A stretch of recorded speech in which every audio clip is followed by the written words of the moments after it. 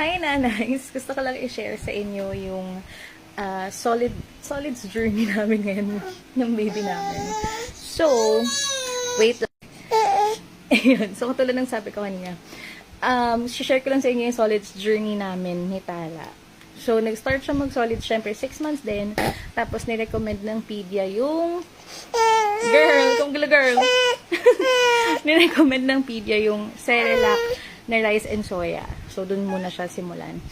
So, tinry namin yon, and then, eventually, nagtry akong mag-baby lead weaning. So, pinapakain ko siya ng mga gulay, ganyan, prutas, explore niya, ganyan.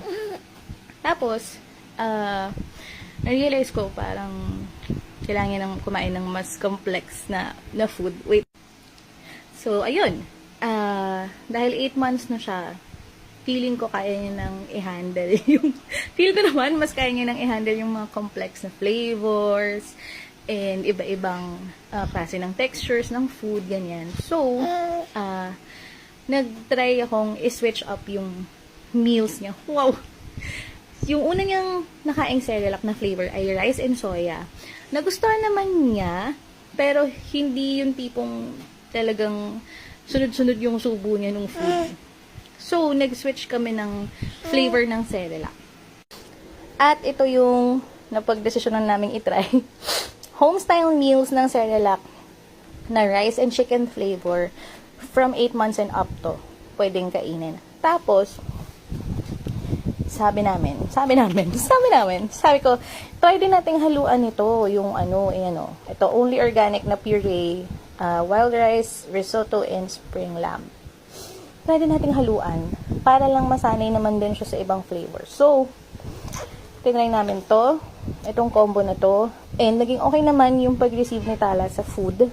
So, nung nakita ko na, parang okay naman, gusto naman yung flavor, bet niya yung chicken, kasi sunod-sunod yung subo niya talaga dun sa rice and chicken, talagang bet na bet. Sabi ko, sige, haluan na natin ng totoong rice and chicken. So, ito ang ginawa na. So, ngayon, ang meals ni Tala ay ganito na. Ito, steamed cauliflower to na blend. And then, ito yung kanin. Yung normal na white rice lang na sinain ko with distilled water. Tapos ito, chicken ito with white mushroom na blended na din.